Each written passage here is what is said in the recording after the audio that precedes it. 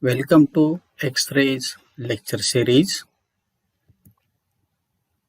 In this video, we will study the method used to determine the value of lattice parameters. This method is the powder crystal method. The many scientists perform experiment to study the lattice parameters. The scientists Lewis and Bragg applied techniques for the investigation of crystal structures of only single crystals having the reasonable size. And another scientists, Debye and Scherer, used a powdered sample of crystal in the form of thin glass capsules to study the crystal structure. So we will discuss powder crystal method.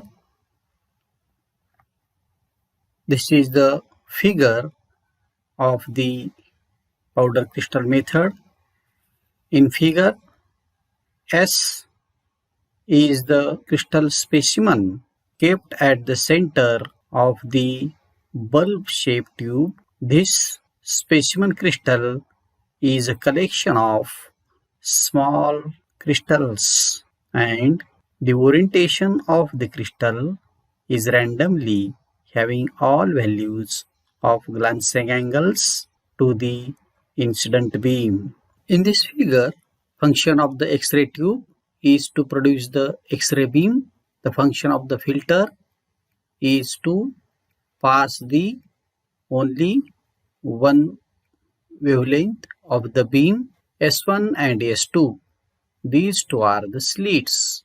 The function of these two slits is to collimate the beam and pass a single beam towards the sample or the specimen. The photographic film mounted in the surface to trace the images of the beam. S is the crystal specimen kept at the center of the bulb-shaped tube. This specimen crystal is a collection of small crystals, and the orientation of the crystal is randomly having all values of glancing angles to incident beam.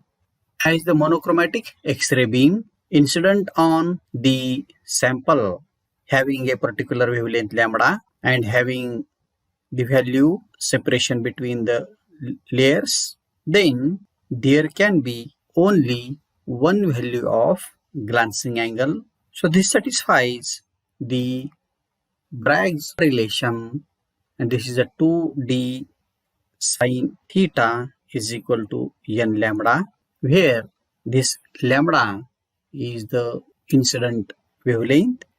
Then such reflected beams emerge out from specimen in all directions, which means some angle with the incident beam.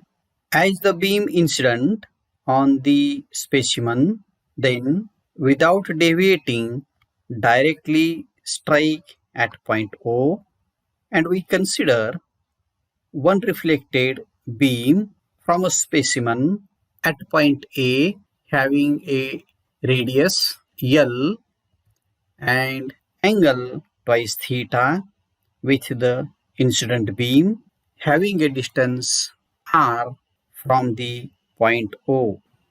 The reflected rays will be on the surface of a cone and vertex at the point of the specimen.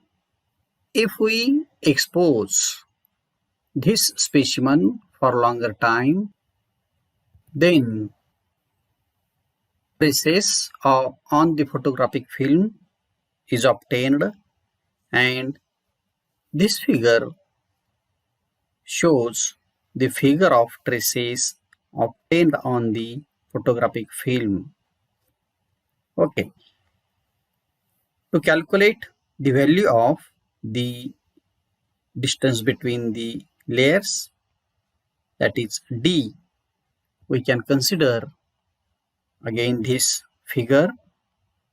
In this figure, if we consider this angle twice theta, L be the radius and R be the arc or distance between this point A and point O. Therefore, this angle twice theta is nothing but it is the arc upon radius. So from this we can calculate the value of theta, and this value of theta is r divided by twice L. So as we know the values of theta, and this theta can be calculated from this value of r and L. So knowing the values of theta, wavelength, lambda,